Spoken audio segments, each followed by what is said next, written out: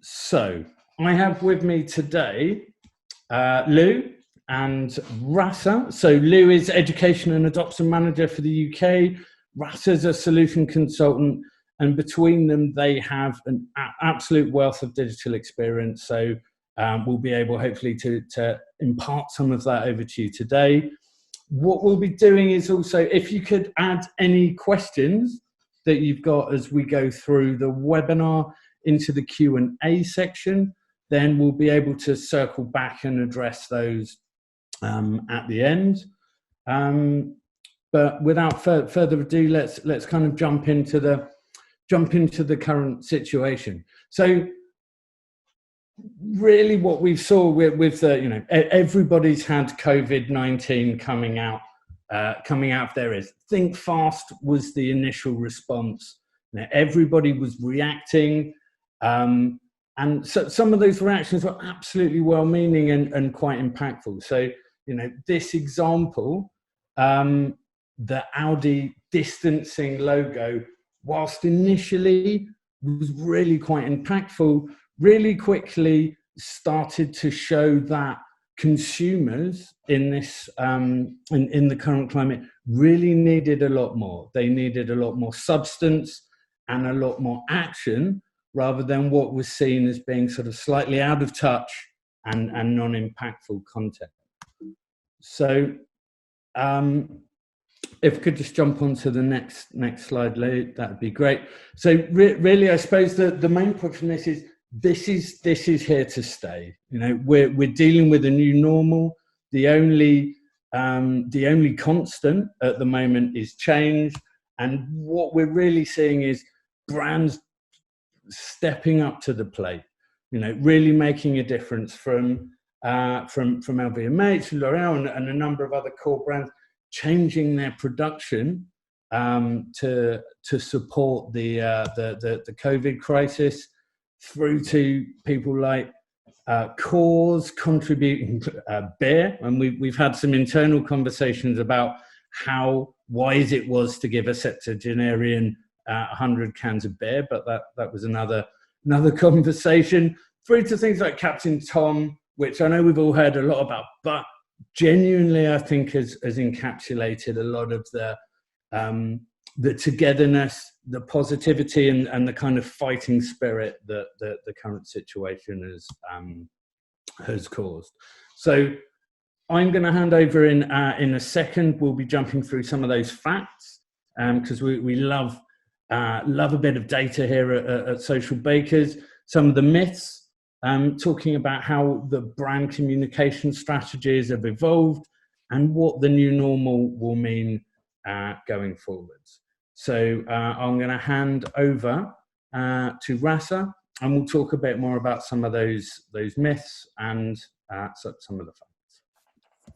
And thank you, Mike. Hi, everyone. So as Mike already said, I'm going to share with you a couple of social media trends that's definitely a fact. And also I'll aim to debunk a couple of social media myths, let's say. So this first one is not going to surprise anyone, probably. Since the lockdown, people are spending more time online. And to see how much more online, we actually took a look into the data. And what we've seen, really, so maybe let me explain what we looked at. So we measured the number of, sorry, Lou, if you could just go back to the previous slide. Thank you. Sorry for that, guys. So what we looked at is the percentage of fans that an average UK brand would see online on Facebook. And when we looked into the data, the average for the whole year was 35%, and it was super stable all the way until the beginning of March, when people started working from home, and then of course the lockdown happened. During that time, the percentage of audiences that an average brand page in the UK would see goes over 40%. So that's more than 5% increase. Now we also looked how much time or at what times do those people are actually online. And when we've looked at it, we saw that in March, throughout the week and on different times over the day, basically the percentages of people online were higher. And in April, they were higher even more. So this leads me to this next idea of, with that in mind, people are spending more time online. A lot of our clients would sort of ask me like, well, does that mean that engagement and reach is actually increasing for brands? And my answers varied throughout the time. But now I can say with actually absolute certainty that by default, the fact that more people are online does not necessarily translate into higher engagement. So when we looked into engagement across different regions of the world, different countries, we saw that on Facebook, in the Western Europe, and definitely in the UK, engagement or average engagement per post has actually decreased. Well, that's Facebook right now. What about Instagram? So we looked into that as well. And here, this map is much greener, but I do want to point your attention to the legend on the top right-hand side corner. Now you'll see that the light green, which basically represents UK here, also represents a decrease in average engagement per post. So Facebook or Instagram, compared to last year, March, engagement has actually decreased. Now, what about reach? We also looked into reach, and what we've seen that the organic page reach in the has basically remained stable. So there was no change whether more people have started spending time online or not. However, the total page reach has actually went down, and quite a bit.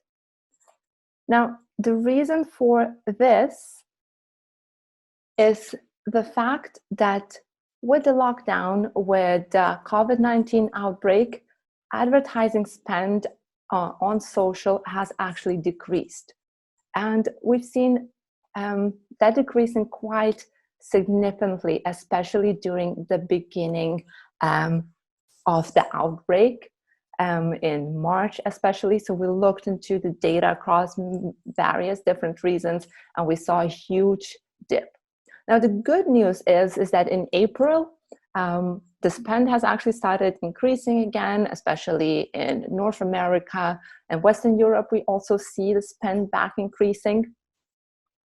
Now, in the UK itself, the spend has initially decreased quite a bit. It started recovering as well, not as much as maybe in some other regions, but still has started increasing. So at this point, I want to ask you guys on the line, what about your brand? Has your brand maintained a stable social media ad spend throughout time, or have you decreased it? We just launched a poll, so let us know. Polls are anonymous, so don't worry. Just let us know what is happening with your brand. And while you're responding, I want to share another little bit of insight. So together with ad spend decreasing in the UK, one other thing we've seen is actually that the share of promoted posts has also decreased. And quite significantly. So really, it's not only about direct response campaigns, but generally any advertising has in general gone down.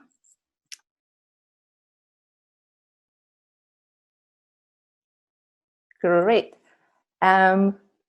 Great. So, okay. So very interesting to see a lot of you who are on the line actually kept the advertising spend quite constant, though almost the same amount also have reduced the spend. And I think for those who did reduce spend, generally for you on the line as well as in the wider industry, there probably are a number of reasons to choose to do that. Really starting from the fact that maybe some campaigns that were planned in advance became irrelevant due to lockdown. Some businesses obviously were very negatively and very directly impacted by the lockdown. Or even if your business wasn't, there still was that degree of uncertainty where no one of us really knew what's going to happen. So reducing spend seems to be like a wise idea. Now, at the same time, I've also heard ideas going around the market that it's sort of inappropriate to advertise during this difficult time. And now this is a myth I would like to debunk. And there's a couple of reasons I want to give you for that. So first of all, do you remember this slide? So the total page reach going down so much. Now think about it. Unless you're Netflix, that generally the touch points you can have with your audiences have gone down very significantly because people are now no longer walking around outside. They won't see any of your physical ads. They're also not going to go into shops and see your brand. So unless you're on social, it's really hard to get those touch points with your audiences. And if organic reach remains constant, well, then advertising is the way to go. Another reason why stopping advertising is maybe not necessarily the best thing to do is that actually what we've seen is that together with the decrease in spend, the costs of advertising on Facebook have also went down significantly. So if we looked at the cost per mil in the UK, and last week compared to December, the cost per mil was 61% less. And cost per click was 62% less. Now, you might be thinking it's not really fair to compare April or beginning of May CPMs and CPCs to a peak in December. And I'll give you that, fair enough. So I also looked into the overall decrease year over year. So compared to last year, the decrease was 47% in cost per mil and 54% in cost per click. That means that you can get your clicks or your impressions for half the price last year. And in general, it hasn't been so cheap to advertise on Facebook since January 2017. And 3 years in Facebook years, that's actually quite a lot. Okay, and now that brings me to my third fact. So other than there's been changes in spend or whatnot, brands have dedicated a lot of time to talk about COVID-19. And we've seen there have been a lot of posts shared, especially on Facebook, and a lot of on Instagram in March predominantly. There was still a lot shared in April as well. There was a lot of engagement for that. So audiences actually appreciated those posts, both on Facebook and on Instagram. Now, again, sort of the excitement about that is, or the attention to that topic is now started to decrease, but there was a lot of great content shared, and brands aim to inform their audiences. They aim to show that they're being active participants in the society, helping either the society or the NHS or any other disadvantaged groups. And lastly, brands also understood that they need to adapt to the situation to be able to continue moving forward. But let's break these down one by one and take a look at some great examples of communication. Let's start with inform. So since already the beginning of March, we started seeing brands sharing messages related to COVID-19.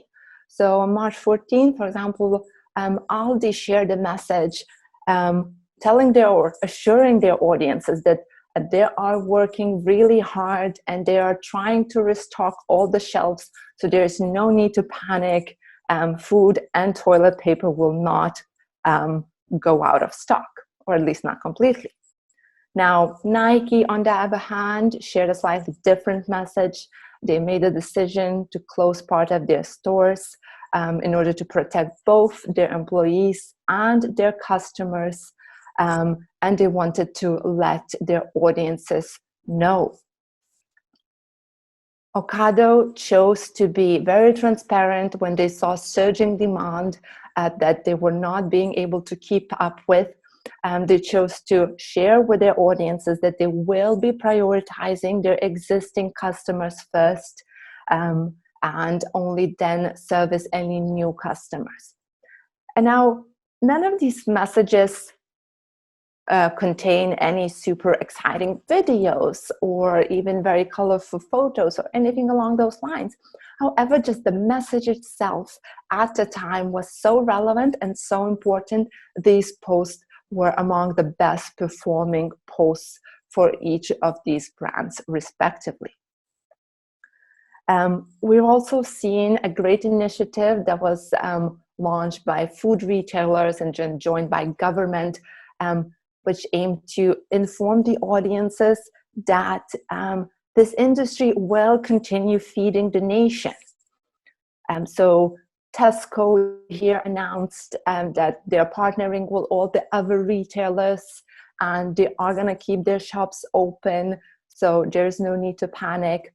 Now, Morrison's saw an opportunity to give a shout out to their lorry drivers for this hard work and just basically promote the industry and their importance, especially during this time. Asda shared a message from one of their new employees, a flight attendant from Emirates who temporarily joined Asda and was very proud to announce that she is now helping to feed the nation. So Asda really wanted to make this message even bigger. And again, obviously audiences appreciated those messages, especially in March, because they were really relevant. So there was a lot of engagement and attention. Now, in the next phase, acting, brands really aim to show that they're just not sitting there idly with everything closed, that they are trying to take actions to help the society and help the NHS and anyone who's in need of help. And here we saw various different brands actually taking action. So Decathlon UK, for example, started researching how can they adapt their Easy Breathe diving mask for medical purposes. And they were, offering to donate that to NHS. Now, BrewDog, instead of producing beer, decided to produce hand sanitizer and were donating that to NHS as well. And even brands that maybe did not have the ability to produce anything that was necessary still jumped in. So Ring here shared a very creative message filmed from their door cameras with people going outside on a Thursday evening to clap for NHS and other key workers. And that specific topic, like support for NHS, clap for NHS, was actually a big thing. There were a lot of messages shared around that by brands, both on Facebook and Instagram, and a lot of engagement, especially in those beginning stages. So in the first round of applauses, there was a lot of engagement, especially on Instagram. And here's one particular story I wanted to share about helping the NHS. So at the very beginning stages of the lockdown, Pret a Manger decided to offer NHS workers free coffee or free drinks and offered a 50% discount for everything else. They shared the simple message on Facebook, they shared it on Twitter, they shared it on Instagram as well. And this one post generated over 300,000 interactions.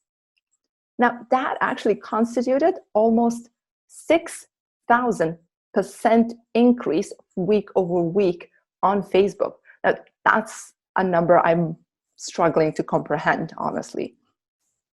And in general, all the other messaging around COVID-19 and helping the NHS for Pret-a-Manger drove 7.6% increase in engagement rate if comparing to the rest of the year.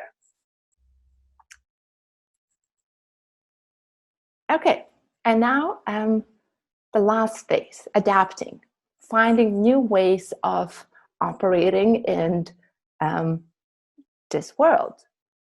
Now, here I want to come back to Pret-a-Manger. So probably a lot of you on the line will be aware that Pret-a-Manger had to close their stores very, very soon after the lockdown. Now, after a couple of weeks of being closed, well, they realized that they need to adapt. And in the middle of March, they decided to reopen, very much continuing to tell the same story and being part of supporting the NHS. So they started by reopening only the Pret-a-Manger stores that were close to hospitals, and they continued offering the same discounts for NHS workers, so to support them and allow them to get to get their lunch easily without too much fuss. Now, other brands also were looking for different ways to adapt. Lululemon, for example, instead of offering real yoga classes in the vicinity of their shops, which they would do normally, now decided to invite their audiences to join for yoga classes on Instagram Lives. And even organizations such as Natural History Museum decided to start operating, even if they could not open their museums, physical museums just yet, they started inviting their audiences to join virtual tours. And virtual, the word itself, as well as virtual experience, was actually and still is a very big thing. We've seen a lot of brands in the UK all of a sudden starting to invite their audiences to various virtual experiences, from virtual concerts to conferences or to simply webinars like we did right here. And again, there was a lot of excitement about it. Audiences reacted, joined, and engaged with that type of content. And here's one, I think, brilliant example from Formula One.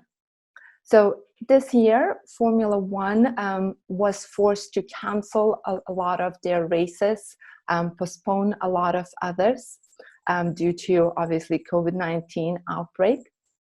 But they decided they're not going to stop operating and idly wait for the end of the year or next year.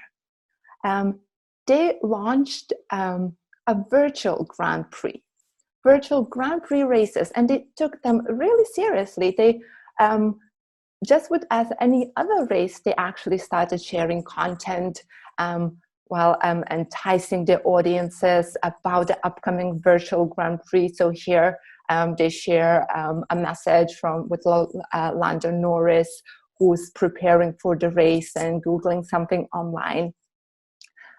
They translated their virtual races on Facebook Live, and of course they went ahead and they shared the winners of those virtual races. And audience really liked it. Actually, when I looked into all this content around virtual Grand Prix this year and compared it to any social media content around the actual races that happened at the same time last year, virtual Grand Prix got pretty much the same engagement. We could see it really performed, it actually even performed better than two actual Grand Prix last year, such as Chinese Grand Prix or Australian Grand Prix last year. So really, they made that work. And now this takes me to the last point, or the last myth, and I don't have any graphs for this one, but based on everything that's happening, it seems that once the lockdown is over, we will not just go back to normal like this. Things will change and things will be different. And I will give the microphone now to Lou to talk a little bit what to expect and how to adapt for the future.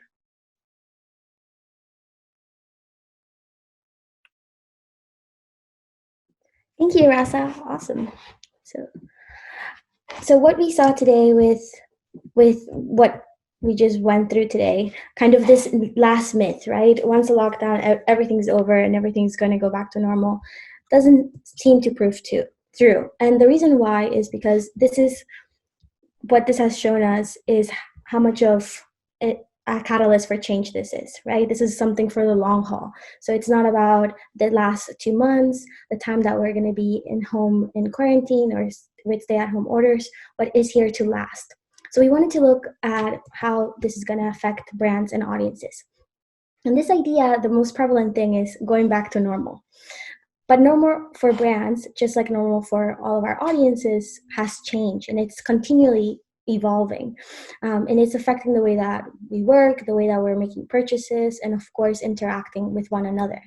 And our expectation is to have some idea of that feeling that we're going to go back to normal. But the reality is that this new normal for the long haul is, social distancing is the way forward.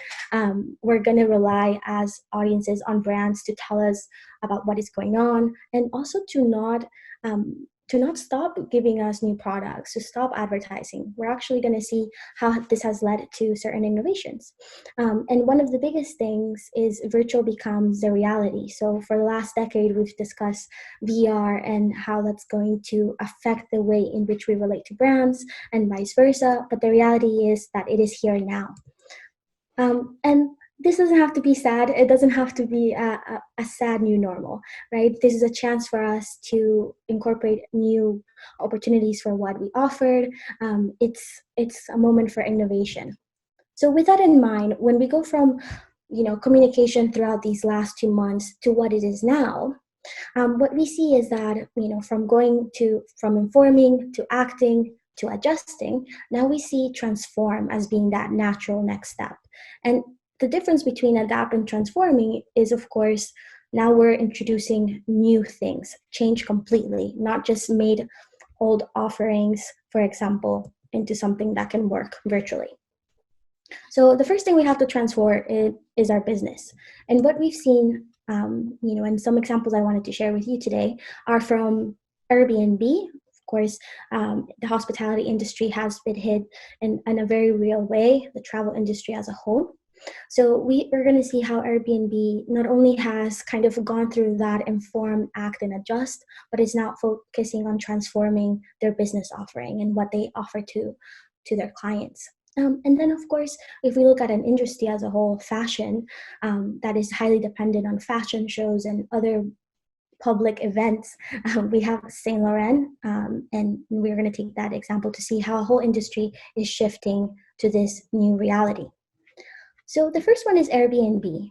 And when this first became a reality, when Airbnb had to kind of adjust their booking options because of coronavirus and stay-at-home orders, they responded effectively, right? They have dedicated a whole section of their website to give specific guidelines and recommendations to their host about what they should be doing during this time. They're also looking forward to opening, and hosting again.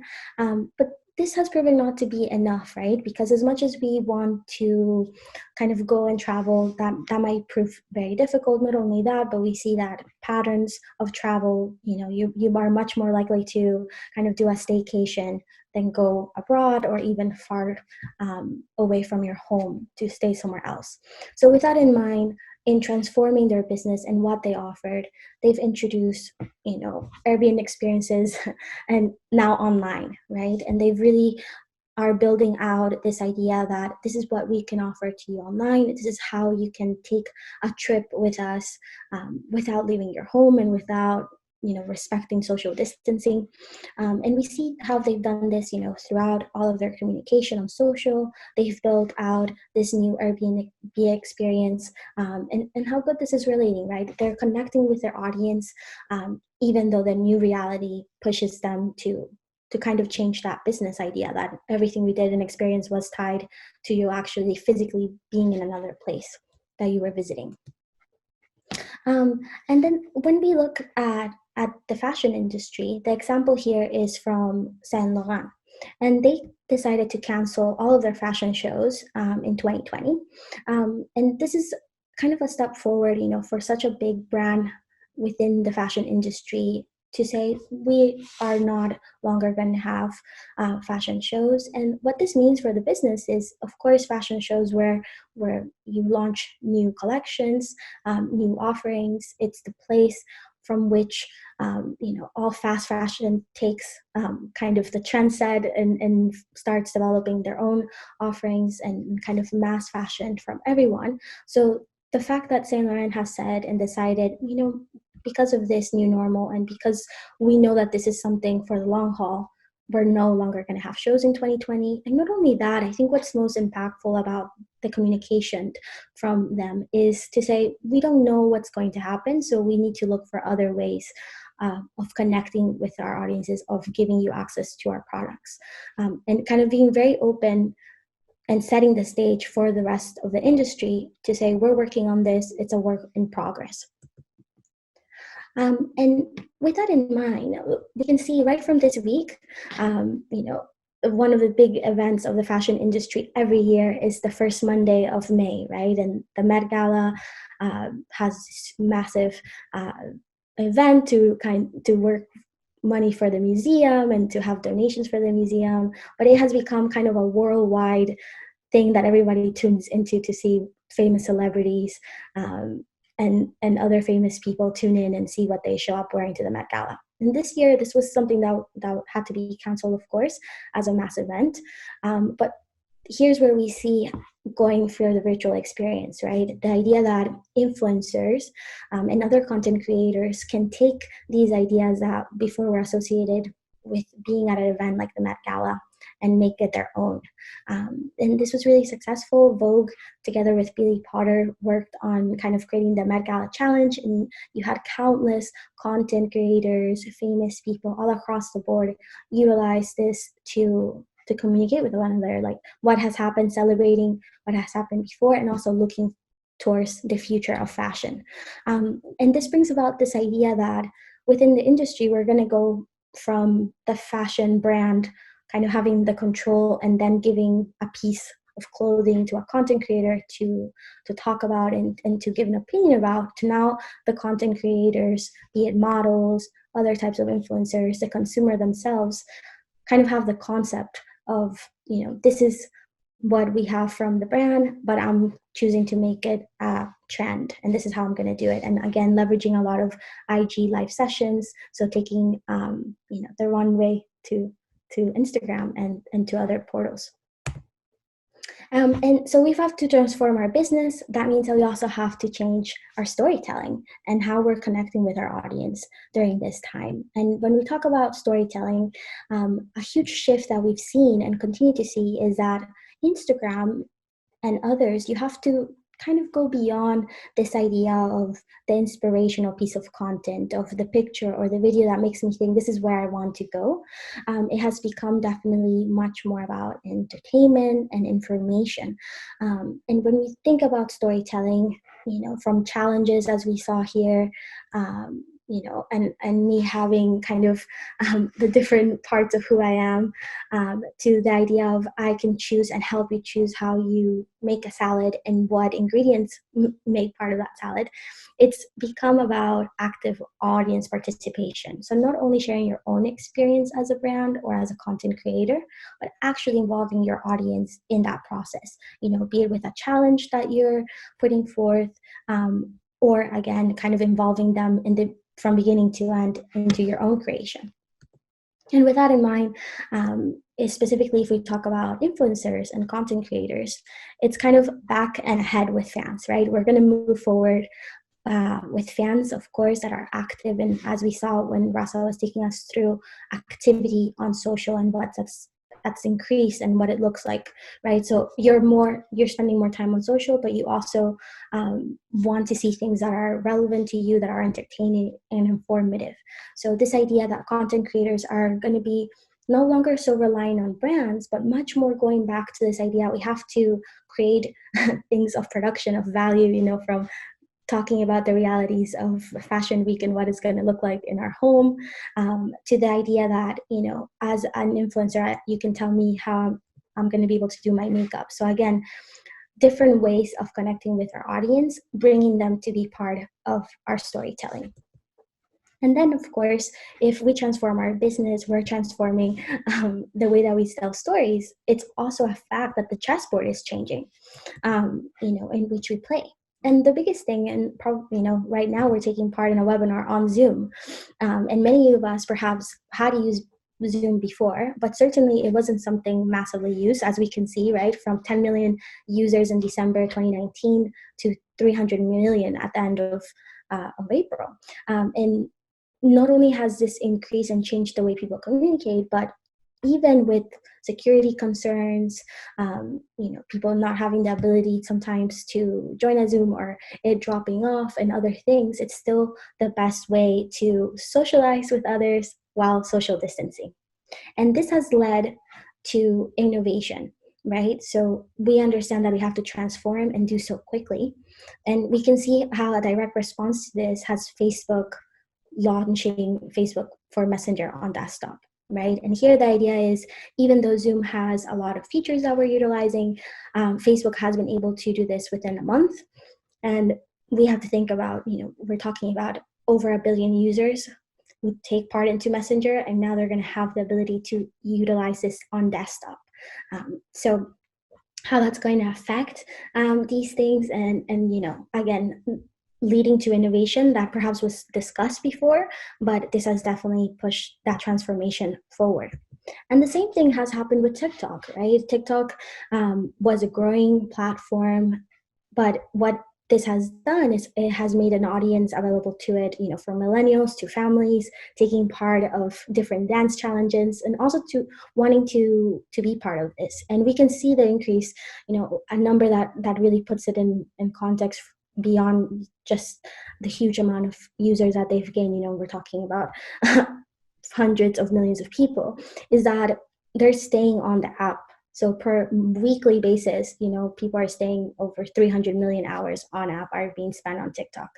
That's 130% jump from last year to now. So TikTok has been able to transcend. And what that means is that it's pushing forward innovation within Instagram, right? Which again, we're talking about close to 1 billion users that want to have access to content from TikTok. Maybe they don't want to do their own account there, but they definitely want to see what is happening there and be entertained by those things taking place on TikTok. So we see how the usage has changed, right? A lot of users are downloading their TikTok videos, uploading them into Instagram, taking part in that platform, and also Instagram taking direct kind of cues from this and introducing their challenge button, right? So as we saw TikTok dance challenges increase, Instagram saw the need to say, okay, we need to take part in this. Our community wants to band together and we want to take part of these challenges. So here is the challenge button. And bringing this together, what we saw from the data and how it's been changing to this new normal, and how are companies reacting to this. Twitter went ahead and they did a survey with their users, and kind of the main thing here that they wanted to understand was, well, how is it that customers want to be talked to during this new normal? Again, it's past and form. We're all kind of in this together, of course, but how do we move forward? And what they found was, 64% of brands want to continue to have ads normal, right? And that's something that both Mike in his introduction today and Rasa talked about, right? The need for us to communicate in a way that is normal. We have to keep introducing products. We need to talk about what comes next. And one big thing is, 77% of respondents to this survey, again, kind of staying very in part with what we see in the data, is they want positive messaging, right? Things where brands are taking a step into communicating positive things that they have done, positive actions that they're taking forward in this time of uncertainty. and a time that it seems to kind of extend, right? And here's one really important thing: only 7% of correspondents think that brands should be communicating in the same way. So this has happened fast. It has changed the way that we live our lives, and that has led to people also expecting that from what surrounds them, and from brands that means that we have to change the way that we're doing things and take this as a moment of innovation, of togetherness, as we move forward. So with that in mind, this brings us kind of to the close of the webinar and what we wanted to share with you. But we would love to see, I know some of you have already submitted some questions through the Q&A, but at this time, if you haven't yet, please submit some questions, and Rasa, Mike, and I will love to go through them and talk a little bit about them. Thanks so much. Thanks very much, Lou. So what I'll do is we've had quite a few questions come in through the course of that. So I'll pick a few out there and throw them out to the panel, so you can pick up the ones that you think are going to be most interesting. So one that came out, and these are anonymous, by the way. So was beyond engagement. Can you tell us if there's a means to gauge how consumers are perceiving brands' messages in social? I guess that's a question about is there content impacting brand sentiment? Yeah. So Rasa, yeah, I can take this, or at least I can give it a try. So as social bakers, we obviously have a lot of data. And actually, when I was preparing for this webinar, I've looked into quite a lot of different stats. So for one, in general, when we've seen that brands that were communicating about this topic, I've actually started getting a lot of love reactions on Facebook. That was one that I found very interesting. So the share of sort of love reactions was almost as high as for any other content. So, while it seems like it's a very negative topic, people love that the brands are communicating about it, that they're trying to help, and they're also adapting, introducing, new ways to operate. One other thing also, when I was looking into even some of the examples I've actually shared with you today, there have predominantly been very positive reactions from the audiences to those actions, whether that's adapting or informing. So all the comments that we've seen were predominantly positive. So in general, while I don't have like one number to share with you, but in general, my impression is that for those brands that are communicating, that are acting, and that are now adapting, the brand sentiment is actually becoming more positive. I don't know, Lou or Mike, maybe you want to add something to that. I think you cover the bases, but it's, if we look apart from engagement, it's kind of finding those commonalities, right? And being able to compartmentalize the kind of communication that you're having, and then analyzing what sentiment you're getting. Also, not only from the reactions, but those comments that you're receiving.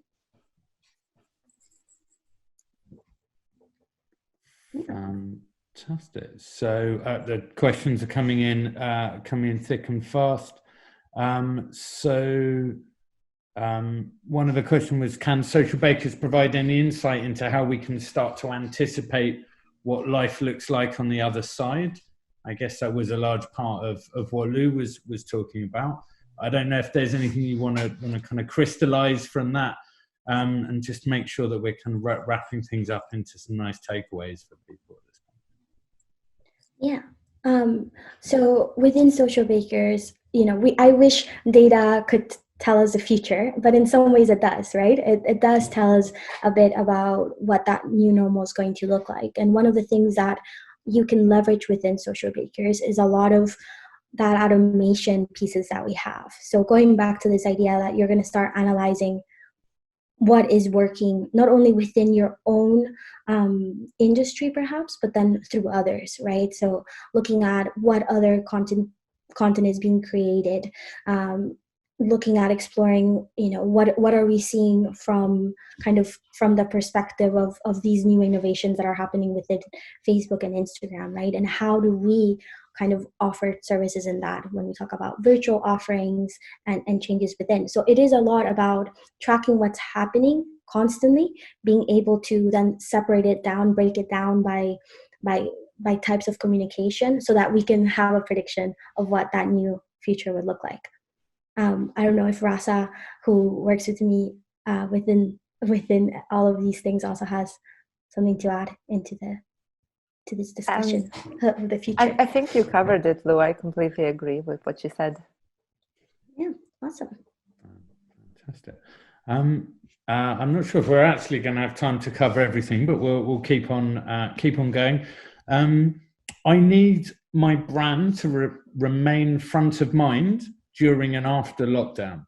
My CMO is keen on channeling budget to TV, but I'm seeking to increase our social investment. Can social bakers provide a point of view? Yeah.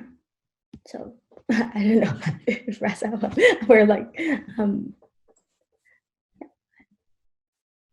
Okay, so let's try to think about it. So I think the fact that how the society is changing and how we're sort of the interaction between people is also changing. So a lot of it, like while we're sitting at home, we are obviously watching, maybe someone watching TV. I personally probably just increased my consumption of Netflix, so there's no ads there. I guess it still depends. But overall, I definitely spend more time online. I talk with my friends, with my family. I want to be connected. I don't want to be just stuck at home on my own and not talk with everyone. And I think that applies to a lot of people. And therefore, while getting some investment into TV is definitely not a bad idea, but I think being there on social gives you the possibility not only to, be out there for your audiences, but also to connect with them. So Lou was covering a number of examples where you really, now more than ever, you want to create that situation where you're not only talking at your audiences, but you're talking to them. You're expecting a response, and that's not something that you can have on TV. The other thing I'd add to that from a data perspective is the thing that's changed is that change is now the constant, right? Where people were planning previously, what's next quarter's content strategy look like? What's next month's content strategy look like? You're now forced, and certainly for the foreseeable future, to be looking at what does tomorrow's content strategy look like? If not, what does next week's look like? So in order to have that data-driven, agile approach that does touch all of those hotspots that the girls were mentioning in terms of authenticity and driving a genuine conversation with your audience, I think that shows that social is probably the hot place right now to really engage in those kind of dialogues. Yes, absolutely. Okay. Here's an interesting one. So, do you think that since the lockdowns across the world and people taking to social for their general contact a lot more than possible, has there been a decrease in dark social and private sharing? So, are we getting a more true picture of reach and impressions on posts? So probably I'll take that. Maybe I'll just start and then I give the mic back to you, Lou, if that's okay. So there was, I guess, the one thing that I was sharing, so I'm not sure if that's related to that or something else. But generally from the brand's perspective, we've seen that in March, sharing or ad spend definitely decreased. And that means when we're talking about that, we're actually looking into dark posts as well as any promoted posts. So it has impacted both. Now, as we've seen as well, it's starting to climb back up. Some regions more than others. In UK, it's a little bit slower than elsewhere, but it is going back up. Lou, you want to add something? No, I think just adding kind of to the second part of how is this showing us a true understanding of reach and impressions. Both, right? In a way it is, because in a way it is not to have that paid section. We're understanding how the audience is working from an organic perspective. So it shows again how important it is to be able to communicate with your audience constantly, organically and in all the ways. But then it also shows how people still want content. And the way that you can best target them is, of course, through doing that dark social, where you're targeting people with specific needs and wants, right? So you need kind of both in order to have the whole picture. So I think that has proven true now that that has decreased. Cool. Fantastic, and we're looking like we're nearly out of time. There were a few more questions, and any that weren't anonymized, we will endeavour to get back to individually afterwards. There was one that was quite interesting that was talking about TikTok, which is obviously hot off everyone's lips at the moment. And about whether or not you can gate content to them. If anyone's got any specific questions, we are just about to launch, actually very timely, a new partnership managing Chinese data and Chinese platforms specifically. So whilst we probably don't have time to cover that off now, feel free to reach out if you're a customer to your AM, if not to myself or any of the team. I would like to remind everyone that we have developed some specific COVID dashboards for everybody that should make it, as a client, infinitely easier to start to understand some of the answers to some of these questions. So please feel free, if you haven't already had that conversation, to reach out to your account manager.